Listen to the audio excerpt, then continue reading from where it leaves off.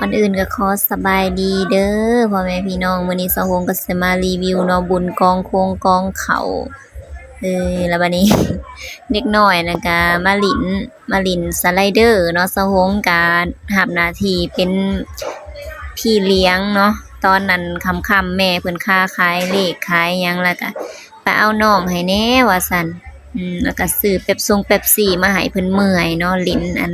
มักสไลเดอร์เอากันขึ้นเทิงผู้เอาน้องกับอ้ายน่ะบ่ได้รู้จักอิหยังสะหงละตกใจเนาะน้องน้อยๆเนี่ยก็เอาขึ้นขี่สไลเดอร์เนาะกล้องน่ะก็สีสั่นเนี่ยเด้อพี่น้องเด้อขอโทษขออภัยหลายๆมารีวิว2ไอ้น้องเพิ่นเนาะสะหงห้องกากๆนำก็บ่ทันพี่น้องเบิ่งแหน่ เอากันขึ้นขี่เบิ่ง เท่าน้อยๆบ่ได้ฮู้ย้านว่าสิตำกันสิให้สิเจ็บบ่พ่อกับแม่อยู่เฮือนพุ่นเนาะอันนี้คือป้าซื้อ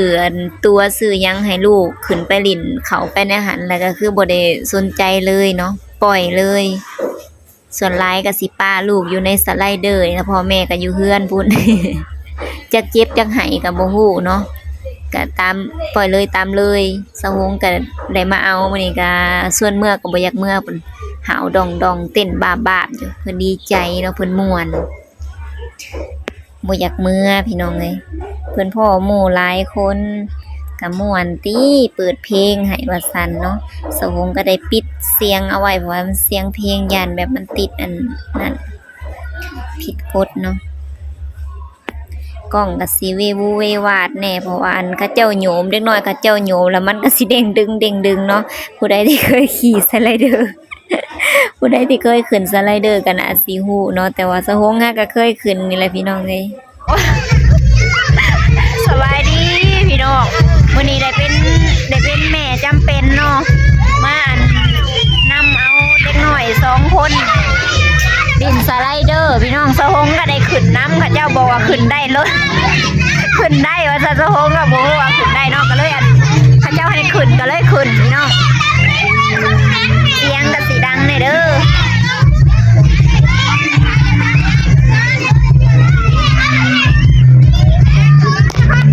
มาส่งน้ำให้เพิ่น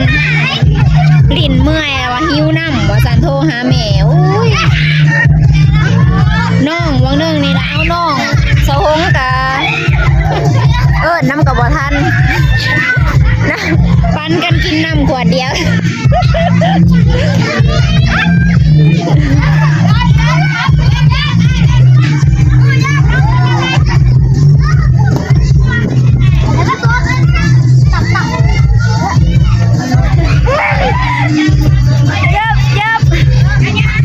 โอ้กะม่วนเลยเนาะสำพอเด็กน้อยจังเอาให้ไปกินน้ำแน่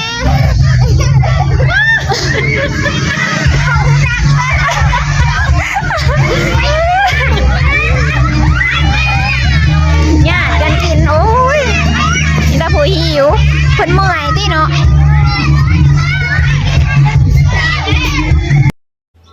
ถ้าอย่างหัวพี่น้องเอ้ยสะหงกะแล่นน้ำเท่าน้อยๆนั่นแล่นก็บ่ทัน ลัดไว้เนาะย่านเพิ่นขึ้นบันไดสไลเดอร์นี่พุ่นบ่ทันเอานำบ่ทัน ดื้อคักขนาดพุ่นรีบหายกกจับปูใส่กระด้งเนาะแล้วขึ้นไปแล้วก็ลงบ่ได้บัดนี้ แต่ก็เคยขึ้นอยู่เนาะแต่เวลาสะหงเอิ้นเว้านำแล้วเพิ่นก็ย้านกว่าสิได้ยั่วเมื่อได้ก็บ่แม่นของง่ายเนาะตัวนั่นตัวนี่ตัวแนวเพิ่นย้านนั่นแหละจังได้เมื่อสุดท้ายท้ายสุดก็ได้พาเมื่อเสยเนาะจนว่าเมื่อยอันนี้คือขึ้นไปนํแล้วเนาะขึ้นสูงแล้วนี่นะเอาบ่ได้เลย สะหงน่ะก็ย้านเนาะขึ้นไปแล้วก็เลี้ยวลงมาแล้วว่าสูงสไลเดอร์ก็ได้บ่เคยขึ้นจักเทื่อก็เลยย้านสะหงก็เบิ่งกุมกันลงมา ขึ้นแล้วลงบ่ได้ ถ้าอยากหัวโอ้ยจะแม่น ถูกเอาสารพัดสารพี ผู้จับกล้องให้ก็ได้ อันนี้คือเพิ่นเมื่อยเนาะหลังจากลงมาแล้วก็เมื่อยหิวน้ำตอนนี้นะคือหนาวเลยตอนกลางคืน แต่ก็ยังพากันหลินบางคนก็หลินหลายจนฮ้อนเหงื่อแตกเหงื่อแตนบางคนก็หนาว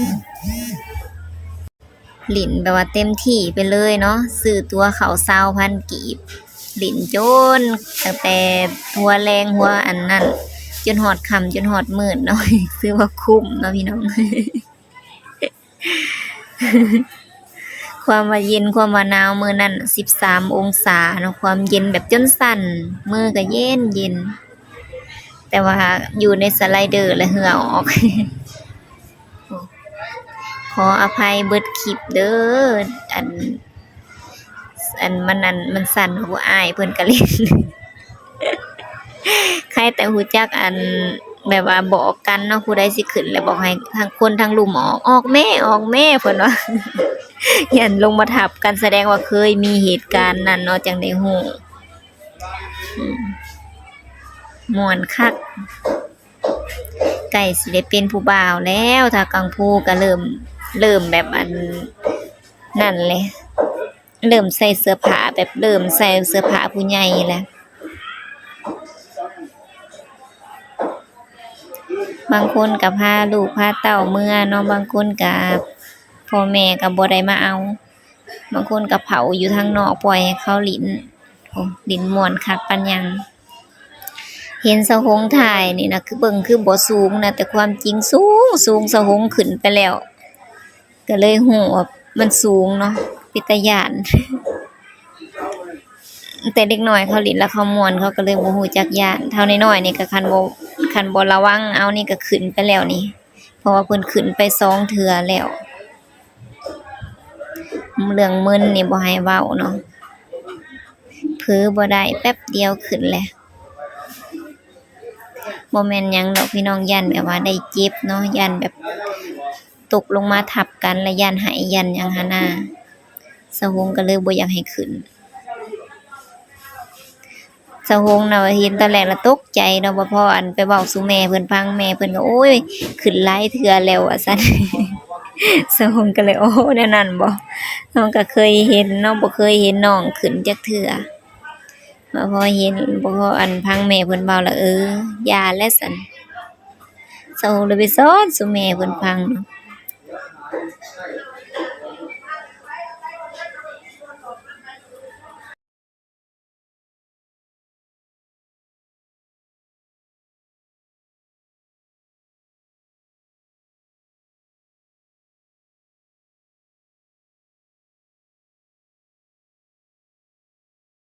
ตอนนี้ก็เริ่มใช้แผ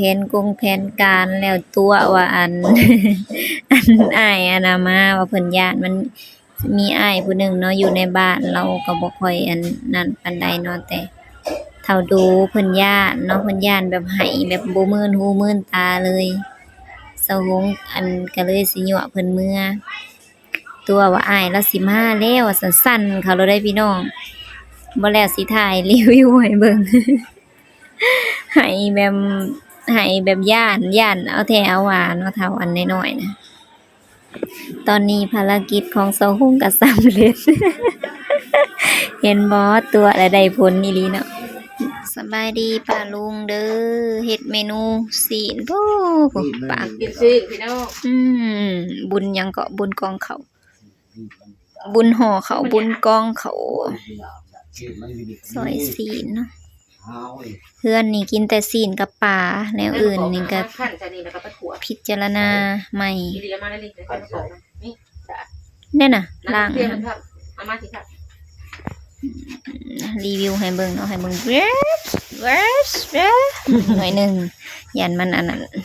ใส่หน่อยเดียวเนาะ มาก็ออกเห็นหน้าอีเลียมานะ นะล้างให้ในกระตาในกระสะสีเขียวนะบ่ทันได้ล้างได้นั่นน่ะตัวล้างให้อันนี้พัก ประตูแล้วก็แม่เลย